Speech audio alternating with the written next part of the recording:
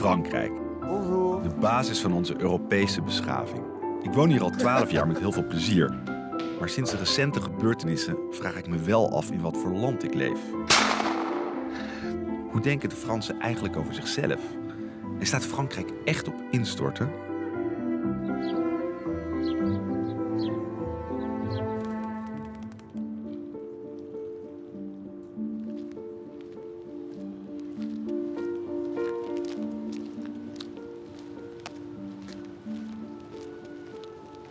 Met het lood in de schoenen loop ik door een van de banlieues, zoals de beruchte buitenwijken van Parijs heten. Ik kom hier nooit, en waarom zou ik ook? Ze staan synoniem voor criminaliteit, armoede en tegenwoordig ook voor terrorisme. 10 jaar geleden was deze wijk het toneel van hevige rellen. Ze braken uit nadat 2 jongens, opgejaagd door de politie, een tragische dood stierven. C'est pas là, ils étaient dans une petite structure qui est sur le terrain. Un petit truc en béton et à l'intérieur, il y avait un gros transformateur à l'intérieur. Dès qu'ils l'ont touché, là, ça a pété. Nous, on était là, on dit, mais nos amis sont dedans. Et les pompiers, dès que les pompiers sont arrivés, ils ont dit, c'est mort. Ils sont morts. Et après, il y a un jeune qui a pris la parole, il a dit, c'est à cause de vous, ça. Et les policiers, ils ont commencé à s'énerver aussi. Reculer, hop, et après c'est parti en bagarre. Ça a commencé ici, là. Ouais. Et après, dès c'est parti en bagarre, et les policiers ils ont commencé à sortir leurs armes et tout. Après, ça a chauffé. Ouais. Het incident deed de woede van jongeren in heel Frankrijk ontvlammen. Is dat misschien een voorbode van de woede die sommigen nu tot bloeddorstige terroristen maakt?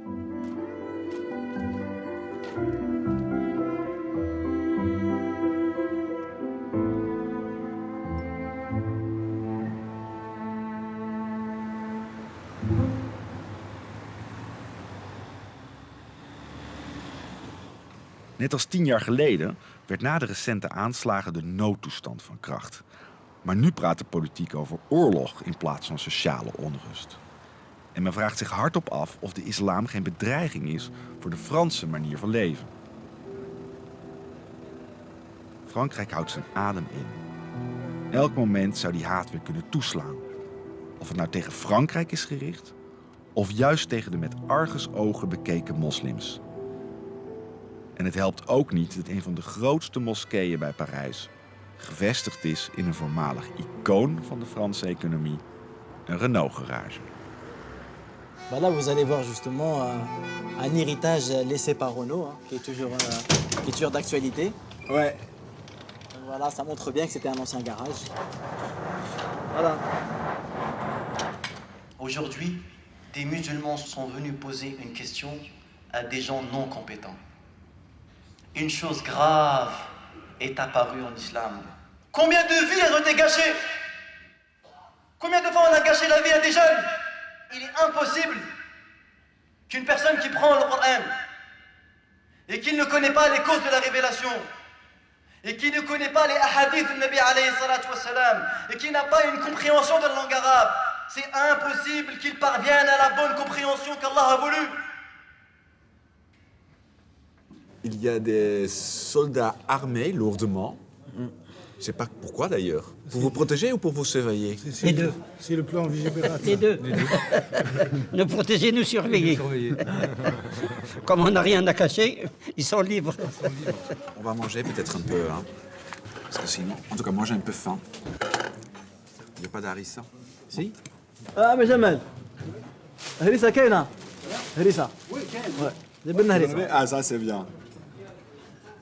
Si quelqu'un qui ne connaît pas votre communauté, aujourd'hui on voit des centaines d'hommes qui viennent ensemble pour prier, pour écouter, est-ce que vous comprenez des gens qui voient ça et se disent « Ouh là là, il y a plein de barbes, peut-être il y a 1 ou 2 ou 3 qui nous veulent du mal ». Exactement, bien sûr qu'on comprend ça. On comprend parce que vous savez, ça, même nous on l'a vécu. C'est-à-dire quand on dit dans nos pays d'origine, je veux dire par là, soit l'Algérie par exemple, qui est un exemple récent, Aujourd'hui, la barbe, elle veut rien dire, parce que maintenant, même les extrémistes, ils ont plus de barbe maintenant. Donc, avant, c'était de la On barbe. a des barbes maintenant, les journalistes, la télévision.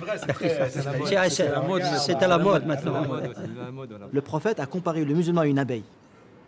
L'abeille, elle apporte du bien, elle apporte du miel, elle va vers les fleurs, etc. Un musulman doit être comme une abeille. C'est ça l'objectif. Et L'abeille peut piquer aussi. elle peut piquer, c'est vrai. Elle peut piquer quand on la provoque, quand on la cherche. quand on la provoque, elle peut piquer. Mais à la base, l'abeille, elle apporte le bien. Donc, c'est ce Vous vous qu'il faut. sentez provoqué parfois? Bien sûr, tout le temps. Je me sens mal quand je vois les jeunes de ma communauté souffrir. Je me sens mal quand on a peur de moi, quand on doute de ma citoyenneté. Vous décrivez la religion la plus intelligente et tolérante sur la planète, dans votre définition. Et en même temps, c'est une religion qui a la plus mauvaise image de tout, comme être rigoriste, dangereuse, sectaire. Il y a quand même un énorme compte. Comment c'est possible parce que que- votre religion, avec vos principes, a obtenu cette image-là? Bah, au début, franchement, il n'y avait pas beaucoup de religieux. Je veux dire, la plupart des jeunes, moi quand je venais à la mosquée, il n'y avait pas du tout de jeunes. La plupart, c'est des personnes âgées. Et il n'y avait pas aussi l'extrémisme comme il est maintenant. L'extrémisme se manifestait de d'autres manières. Par exemple, les gens n'aimaient pas la France, pas pour la religion. Ils n'aimaient pas la France avec leurs chansons de rap. D'ailleurs, moi, je me rappelle, quand j'étais petit, j'écoutais le rap. Donc il y avait des chanteurs qui portaient un discours de haine face à contre la France, etc. Et avec les années, ce discours de haine il s'est transformé en religieux. Vous voyez? Quand j'étais jeune, il y avait cette haine-là. Mais ce n'était pas au nom de la religion. C'était au nom des inégalités. Au nom du racisme, discrimination. Aujourd'hui, c'est devenu au nom de la religion. C'est ça la différence. Avant, les gens ne connaissaient pas la religion. Qu'est-ce que c'est, ça? L'appel à la prière. Ah oui, encore. Chaque prière, on appelle les 5 prières par jour. C'est vrai.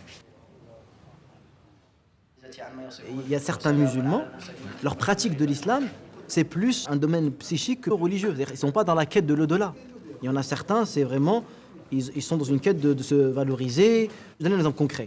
Ouais. Comment vous expliquez que les musulmans, en France, je parle, hein, parce qu'ils donnent énormément d'importance au fait de manger halal, de ne pas manger de porc, alors que ils ne font pas la prière, pour beaucoup, ils ne donnent pas l'aumône, ils ont des mauvais comportements vers leurs parents, ils coupent les liens de parenté, ils ne parlent pas avec leurs frères. D'où justement cette conclusion qui est la démarche, elle n'est pas spirituelle.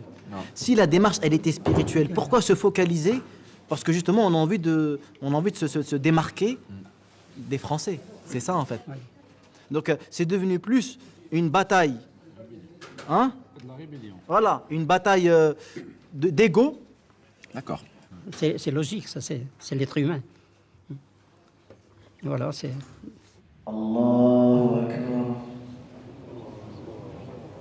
Là, c'est l'heure de la prière. Je vais juste aller prier après. Je reviens. Ok, très bien. À tout de suite. Oui. Très bien.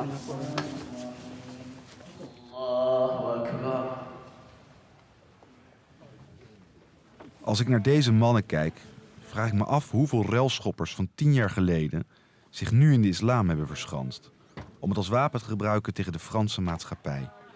Een maatschappij waar zij part nog deel van kunnen of willen uitmaken. Ik voel de kloof. De diepe kloof met de wereld die ik zelf zo goed ken.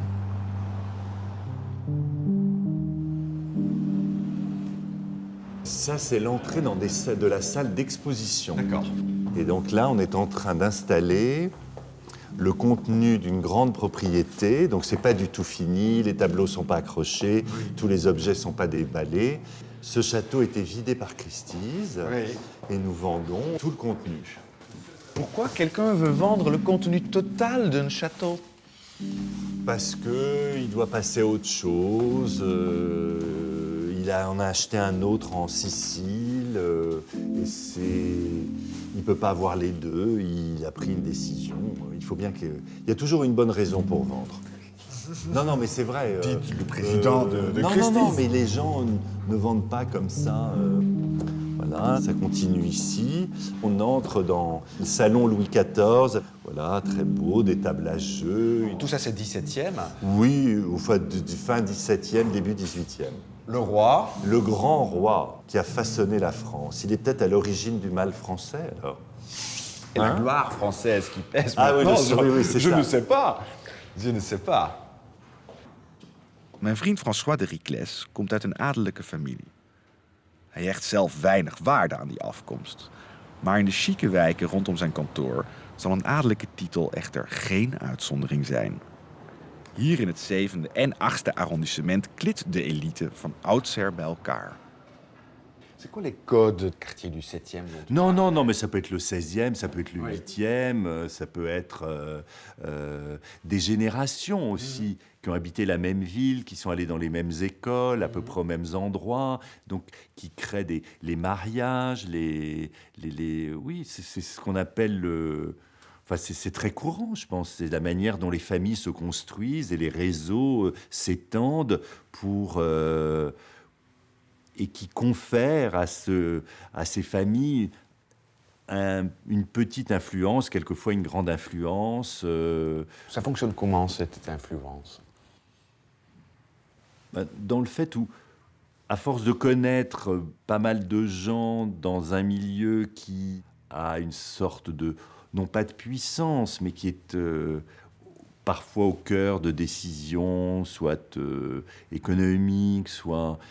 permet voilà, d'arriver plus vite. C'est là où c'est si difficile à des gens qui n'ont pas ces avantages d'arriver, de connaître les codes, les gens. C'est tellement simple quand on a été en classe avec quelqu'un, pour moi, qui est par exemple le fils d'un très grand collectionneur, c'est plus facile de les rencontrer, de leur parler que quelqu'un...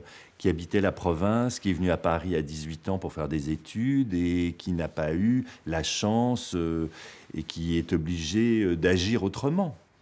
Ça te gêne? Ah non, pas du tout. Non. Dans quoi? Moi, ça me gêne d'avoir bénéficié de ça? Ah, pas du tout. J'estime que j'ai eu de la chance et que j'ai su...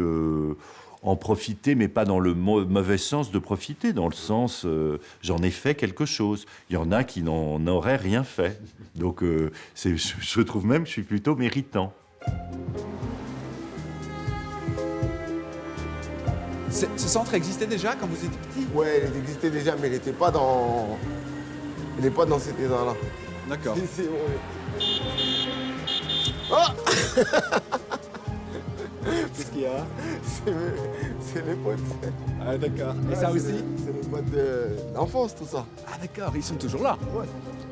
Ah, ça glisse. Ça va? Ouais, ça va. Bonjour, Wilfred. Vous allez bien? Oui. Bonjour. Et donc, dis-moi, vous habitez là? Ouais, au 9e étage. 9e là? Ouais, 9e ici, là. Sans ascenseur? Ouais, il n'y avait pas d'ascenseur pendant 5 ans, 6 ans. C'est quand même un peu triste à voir ça. Ouais, hein, tu vois. Là, on avait les voitures abandonnées, on jouait dans les voitures abandonnées et tout. Ouais. Tu vois.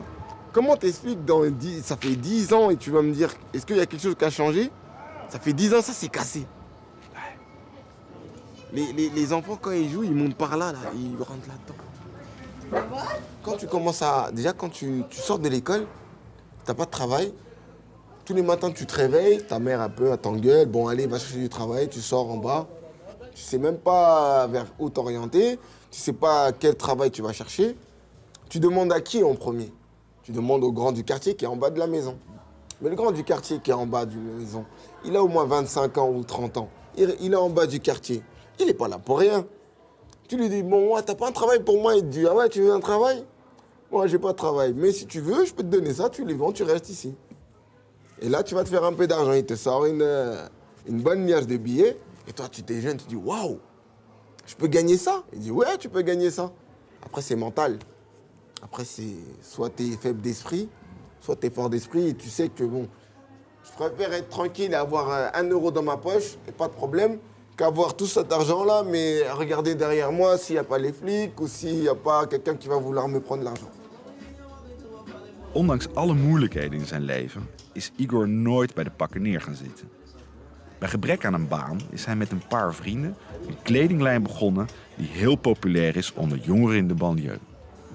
La France, je veux le trouver normalement. Hop là, attendez, je ne l'ai pas vu ici. Ah, la France vend le mieux? Ah, la France, c'est bien vendu. Et voilà. Et voilà. Ah, là, on peut être sûr que c'est celui-là. Dream Team, Flags, France. C'est ça. Je voulais quand même savoir, parce que vous bossez dur, vos boutiques, etc., etc. La vie dehors, il y a de l'argent facile aussi dans les quartiers. Vous n'êtes pas tenté? Non. Ça mène à rien. Ça mène à rien? Ouais, ça mène à rien. Ça mène à quoi? La mort ou la prison. Simple. Ouais. C'est tout. Ouais, c'est ça. Et vous avez vu ça? Ouais, j'ai vu. Hein. Des gens en prison? Ouais, Des ouais. gens morts? Ouais. Vous pouvez raconter? Vous voulez une anecdote? Bon. Par exemple, je vais vous dire un truc.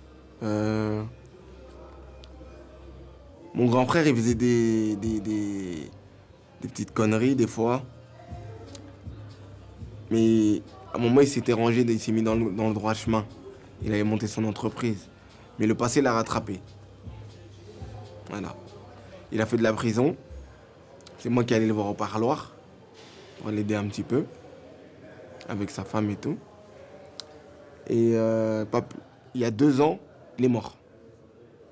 Il a été retrouvé enterré, calciné, avec une balle dans la tête.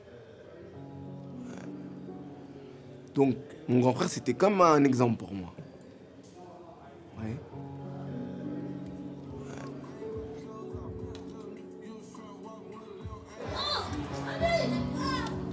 Est-ce que vous pensez que vos politiques comprennent ce qui se passe ici? Comprendre, je ne sais pas s'ils le comprennent. Mais ils le voient en tout cas. Et non, pour faire avancer les choses, je pense qu'ils ont un peu la crainte des jeunes. Voilà, quand moi, par exemple, je vais arriver avec mon association et je vais dire, voilà, j'ai un groupe de 20 personnes qui peuvent aider les entreprises pour faire les travaux, pour vous aider en mairie, pour vous aider dans les événements. Eux, ils vont être un peu réticents. Ils vont dire, non, peut-être on préfère prendre... Manque de confiance. Voilà, manque de confiance. Je trouve qu'il y a un manque de confiance entre les jeunes du quartier et les politiciens.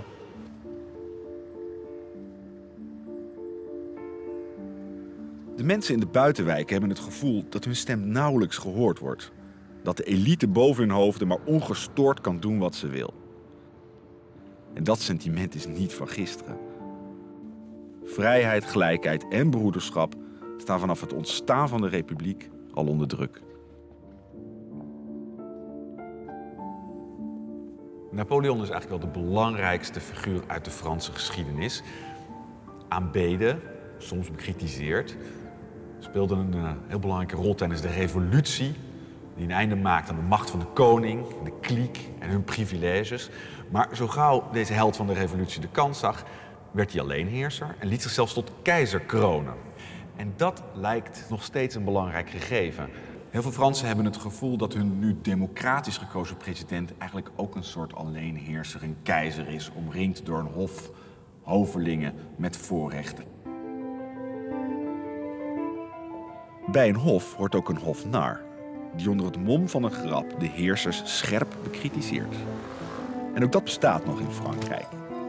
Er is een klein weekblad waar je als Nederlander in de kiosk gewoon overheen zou kijken. Het lijkt wel een schoolkrantje. Maar niets is minder waar. Het is de luis in de pels van de macht.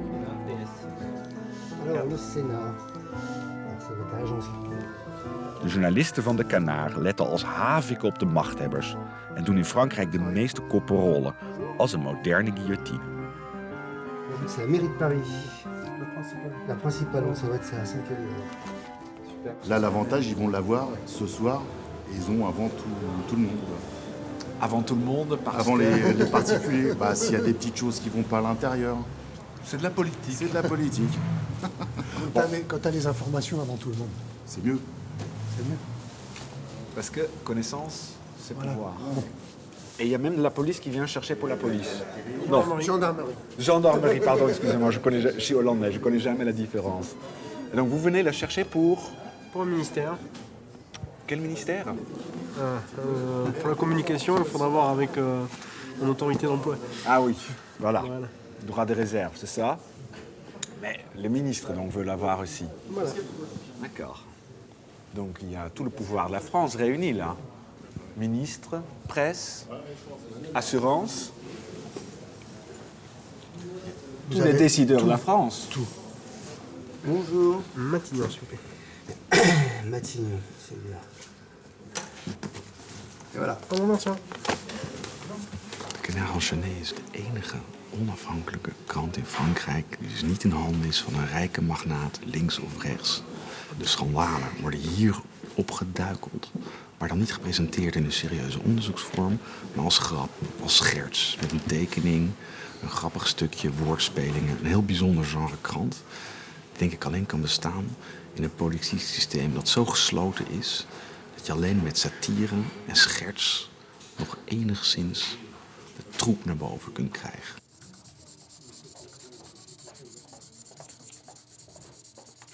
Est-ce que c'est un blasphème, ça? Il faut que ce soit celui qui regarde le dessin qui se sent interrogé. Ça te passera au Canard? C'est passé un carré tout noir. Sans yeux. Voilà. Ça, c'est passé.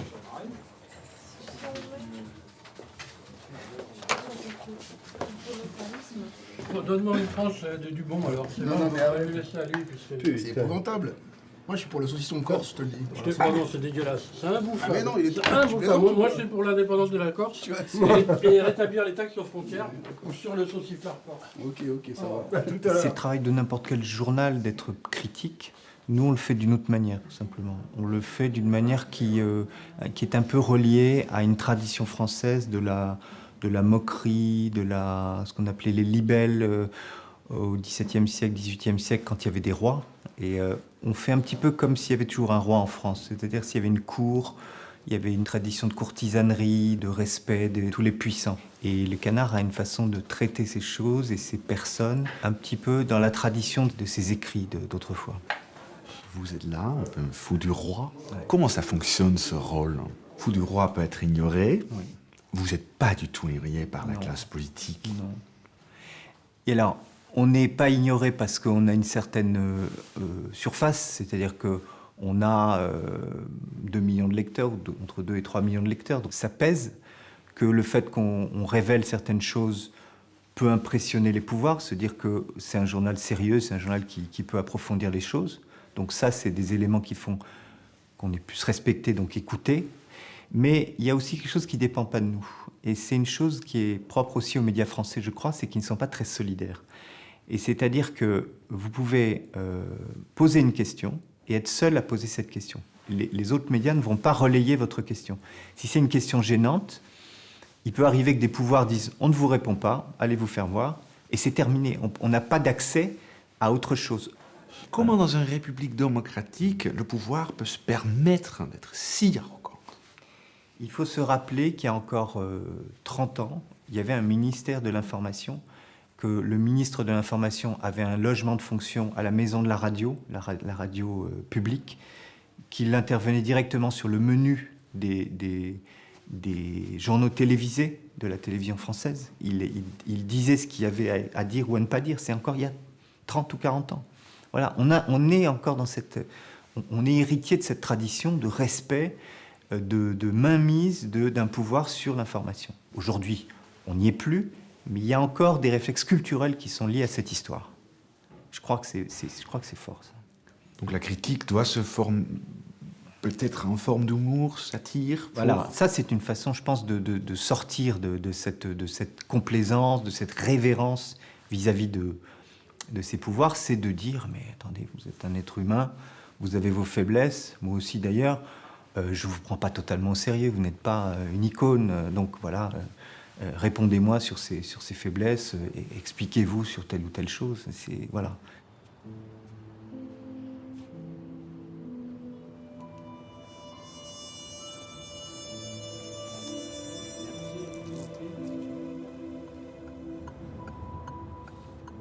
Oh, kijk, hier zien we nu de armoede hier, dat zijn de Rom.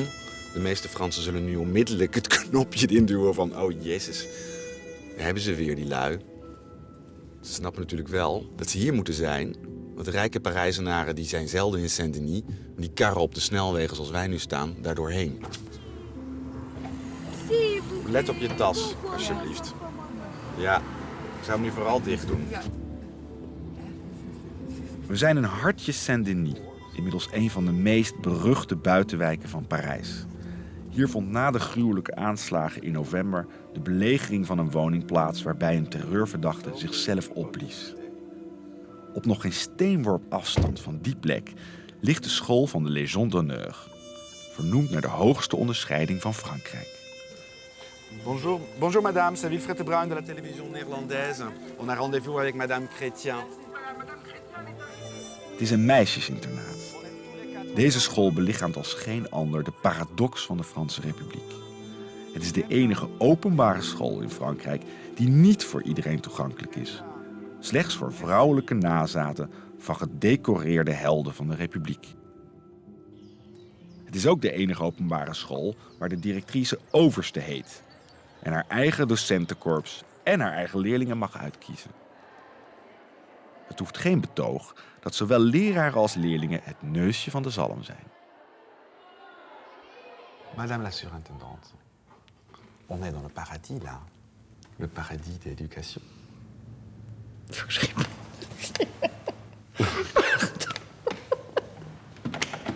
Pourquoi ça se fait rire? Mais non, parce que je m'attendais pas à ça. Non. Alors, qu'est-ce que vous voulez que je vous dise? Oui? Vous dites ce que vous voulez. Ah bon. C'est pas un paradis ici. Si, c'est un paradis, effectivement, de l'éducation, comme vous dites. Oui. La force de ce paradis, c'est qu'il est unique, d'abord, qu'il y a la tradition et la modernité qui sont là, et la relation que l'on a effectivement avec les valeurs de l'ordre de la Légion d'honneur, honneur et patrie. J'étais étonné de voir dans votre établissement beaucoup de portraits de Napoléon, l'empereur. Le fondateur. De l'ordre. Et des maisons. Tout à fait. Et en même temps, quelqu'un qui a mis fin à la République. C'est les contradictions françaises.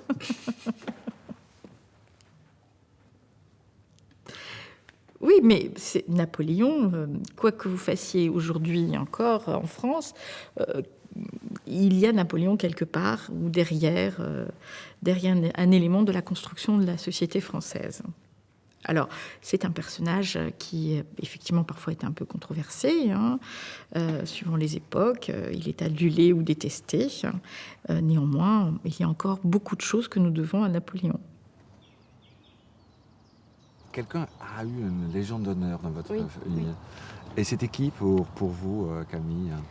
C'était mon arrière-grand-père, c'est-à-dire le père de ma grand-mère paternelle, voilà, qui a eu sa Légion d'honneur en 14-18, pendant la guerre de 14-18. La Première Guerre mondiale. Voilà, c'est ça. Voilà. Et quelles sont les différences avec les autres écoles? Il y a beaucoup plus d'exigences, je dirais. Il faut vraiment travailler personnellement. Aussi, les profs ont la possibilité, nous offrent une meilleure culture. C'est-à-dire, je sais qu'en sortant de la Légion, j'aurai une culture générale qui serait très riche, très approfondie. Ça, c'est très intéressant pour les études supérieures, puisque c'est ce que les grandes écoles recherchent. Et le bâtiment, déjà. Vous êtes Oui, installé ici. oui, alors, oui. Quand j'ai vu le lycée la première fois avec mes parents, on a pensé que c'était Harry Potter, sérieusement. Mais ce que je veux dire, c'est que oui, on a de la chance d'être dans un monument historique, et ça, c'est quand même un beau cadre c'est un beau cadre de vie. Et vous êtes la première femme de la famille à être à cette école? Oui, je suis la première. Et peut-être, je n'espère pas, la dernière. Mais pour ne pas être la dernière, il faudrait que mon grand-père, ou ma grand-mère, ou mon papa, ou ma maman, ou moi-même aient la Légion d'honneur. Et donc il y a toutes ces valeurs, vous en parlez, le travail, l'honneur, la patrie, vous en avez parlé avec beaucoup d'éloquence. Vous n'en avez pas marre parfois? Comment ça? Bah non, parce que je pense que l'honneur et la patrie, déjà, c'est des valeurs essentielles pour avancer dans la vie, puisque l'honneur, c'est le respect vis-à-vis de soi, c'est le respect vis-à-vis des autres. L'honneur, c'est savoir se tenir, savoir avoir de l'honneur.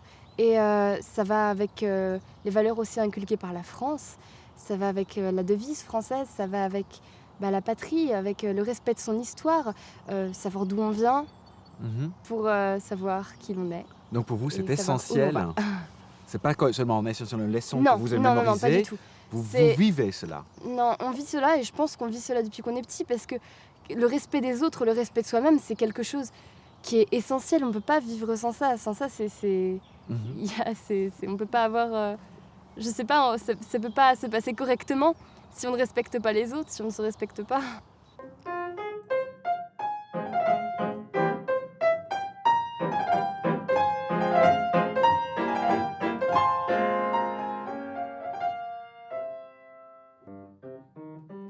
De meisjes op het internaat worden klaargestoomd voor de Grandes Écoles, de topopleidingen van Frankrijk, waar vrijwel alle machthebbers van het land ooit een hoger onderwijs genoten. De Grandes Écoles selecteren slechts de meest getalenteerde leerlingen die tevens beschikken over een brede culturele en algemene ontwikkeling. De school van de Légion d'honneur heeft alles in huis om de meisjes hierop voor te bereiden. Allez, je termine de vous distribuer le matériel que vous allez observer.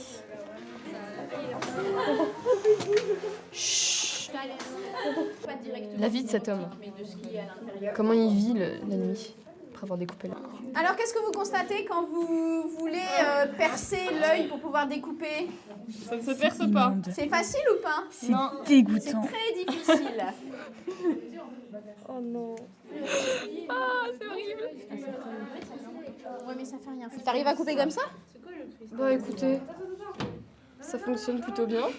En gros, on le met dedans si tu le dis. Ouais. Ah oui, on y va, venez. Bah, c'est vous, à vous de dire. Voilà, votre chambre. Oui, oui, oui. Et là encore, on n'est pas beaucoup parce qu'il n'y a que les classes de littéraire. Et quel est votre lit à vous? Mon lit est juste derrière. Lequel? Lequel? C'est celui-ci. Ah oui. Oui. Quand on finit notre étude le soir à 21h, Oui. on remonte, on doit se pointer, c'est-à-dire signaler qu'on est bien dans le dortoir. Oui, où ça? Vous vous pointez où? En fait, c'est une surveillante qui passe et qui a des listes Oui. avec nos noms, nos classes, et on doit aller la voir et dire bon, je suis là, c'est bon, je suis bien présente, je ne suis pas enfuie à travers le parc. Ça, c'est 21h le soir. Est-ce que vous connaissez des filles qui ont une vie autre que vous? Bien sûr. Et vous n'êtes pas jalouse parfois de leur vie, de leur liberté? Non, parce que c'est un choix en venant ici. C'est pas, on nous impose pas, les parents ne nous imposent pas, personne ne nous impose de nous dire maintenant pendant 3 ans, pendant 7 ans, pendant 5 ans, enfin voilà, pendant une durée indéterminée, tu vas rester ici avec un uniforme, avec seulement des filles. Ici, vous êtes quand même derrière un mur, mais on voit le Stade de France. Oui. Vous êtes déjà allé? Moi? Oui, le Stade de Non. France. Pas envie? Non, c'est pas trop mon truc. Le foot? Non, pas du tout mon truc. Mais il y a des concerts aussi. Oui, mais bon, moi j'aime beaucoup la musique classique. Ouais, il n'y a pas de classique là-dedans, c'est vrai. C'est dangereux, Saint-Denis? Saint-Denis, je connais pas beaucoup. Alors, parfois on peut avoir de mauvais échos, comme de très bons échos aussi. Il y a un festival de musique classique qui est très réputé, qui est le festival de Saint-Denis. On en entend tout le temps parler. Mais bon. Vous savez très bien que Saint-Denis n'a pas une image Oui. aussi non, équilibrée. non, c'est pas Oui. aussi équilibré que ça. Mais après, je ne suis pas dionysienne. Enfin, je suis pas habitante de Saint-Denis, donc Non. je peux pas vous dire tous les ressorts de la vie. Non. Je sais que ça a pas très bonne réputation. Non. Mais bon, je sais aussi d'en tirer le positif. Hein. Ja. Bah, on vit à la Légion. Ici, c'est un havre, un peu, dans Saint-Denis.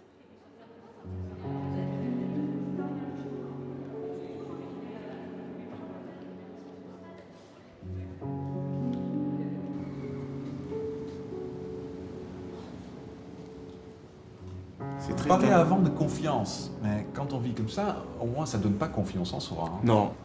Non, on se dit que c'est l'enfer. On se dit on va pas y arriver. Hein. C'est dur, hein, un jour. Mais vous avez trouvé cette confiance et cette force. Oui, parce que je crois que j'ai été à l'extérieur aussi. Parce qu'à l'âge de 21 ans, j'ai quitté chez mes parents. Je suis parti vivre en colocation avec des amis. Mes amis avec qui on a fait des affaires. Mon meilleur ami avec qui j'ai fait le transport. Et à l'extérieur, ça m'a permis aussi de voir comment s'en sortent les gens. Mais j'étais un peu déjà dynamique. À la base, je suis quelqu'un que, voilà, j'aime bien. Hein. Ouais. Je faisais déjà à l'âge de 5-6 ans, je faisais des économies, mes pièces. Oui. Tu sais, j'étais quelqu'un, je voulais un peu j'aime bien avoir des belles choses. Tu vois. On a l'âge de parler, on peut se faire entendre et on peut faire des choses aussi. Donc on n'est pas négligé. Alors qu'à 18 ans, tu viens, oui, il faut faire ça dans le quartier. On dit, hey, petit, rentre chez ta mère là. C'est vrai.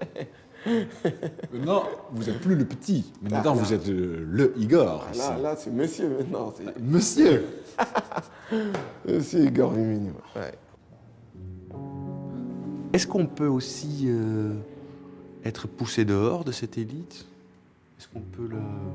Bon, si un drame survient, on tue sa femme, ses enfants, on les assassine, on fait une banqueroute scandaleuse, on vole la veuve et l'orphelin, on doit pouvoir, en tous les cas, en partie en sortir. Tout est question de volonté dans la vie. Après, si on a envie d'y rentrer à nouveau, on doit pouvoir réussir en partie à y rentrer.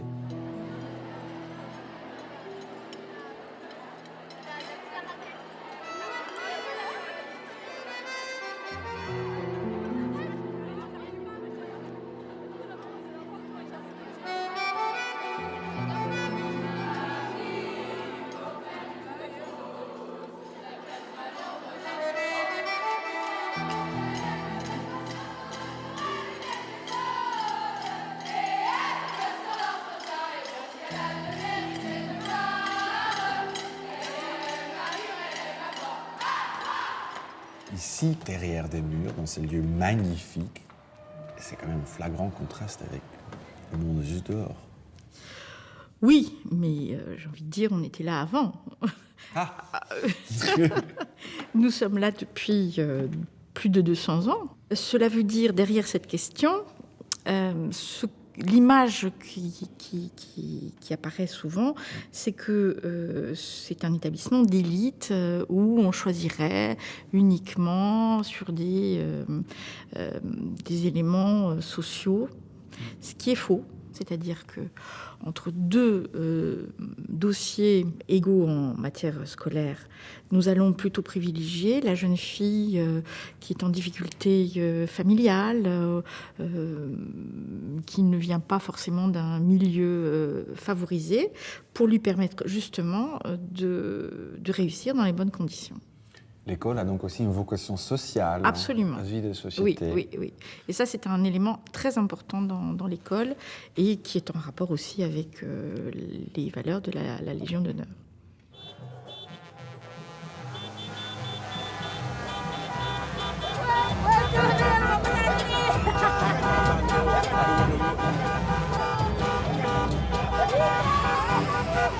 Et qui s'est marié là? C'est mon fils, c'est à moi. C'est mon petit frère. Monsieur, félicitations. Votre frère. Là-bas, il va à la mosquée alors. Tout va pour le bien à Saint-Denis. Nous, on vit notre vie et on laisse les politiciens faire la leur. C'est un mariage aujourd'hui là. Voilà. C'est pas un reportage. Madame, qu'est-ce que vous pensez de cette fête-là? Pas grand-chose. Il y a toujours quelque chose ici à Saint-Denis de toute façon. Comme ça? Pas toujours comme ça, il y a ça et autrement.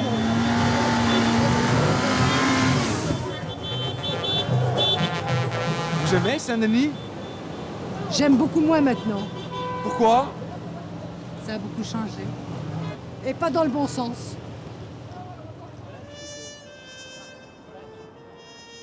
Broederschap staat er op het stadhuis. Daar is weinig van te merken op het plein.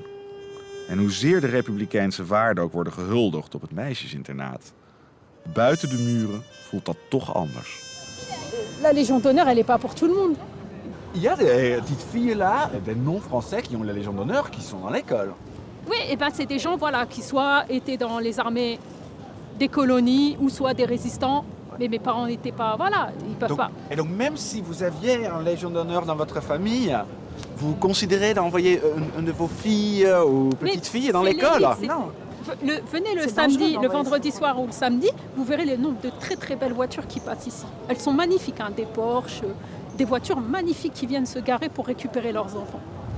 Mais nous, on n'a pas ce... Non, mais moi en plus, je voudrais pas mettre ma fille là-bas, c'est dangereux. On va lui apprendre quoi? Honneur, patrie, liberté, fraternité, égalité. Quel honneur il faudrait porter? Quelle égalité? Il n'y a pas d'égalité, ils ne veulent pas d'égalité, ils ne nous considèrent pas comme Français. Mais ils veulent nous enlever la nationalité. Chaque fois qu'il y a des problèmes en France, on nous dit Les enfants qui ont une origine, il faut leur enlever la nationalité. Ils en parlent tout le temps.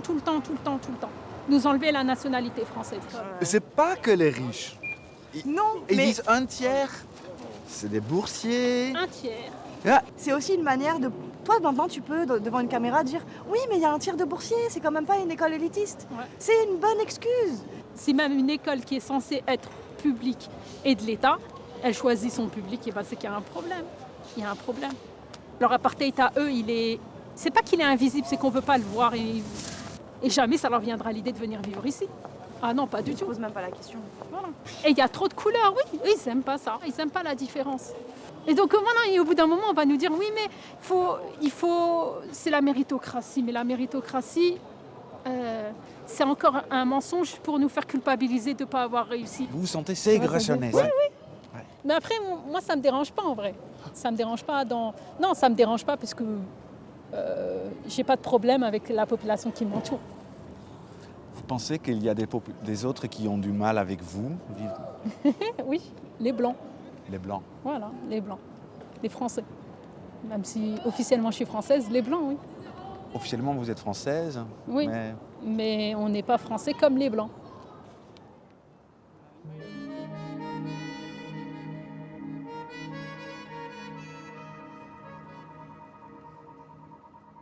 Une des valeurs de l'école est l'amour de la patrie. Qu'est-ce que c'est l'amour de la patrie? Alors la patrie est en relation avec l'histoire, l'histoire de la France. Vous m'aviez posé une petite question tout à l'heure. Est-ce que ces enfants de Saint-Denis ne pourraient pas être fiers de leur grand-père? C'est ça. La patrie, c'est plein de petites familles, plein de petits grands-pères, de grands-mères, de parents, d'enfants qui font l'histoire d'un pays. Qu'est-ce que ça veut dire de nos jours être français? Alors là, je ne vais pas y répondre. Je ne vais pas répondre à cette question. Ça fait vaste débat. Je ne vais pas y répondre. Pourquoi vous décidez de ne pas y répondre? Parce que ça fait... Parce que... Non, je ne vais pas y répondre. Politiquement trop délicat. Oui. Ah.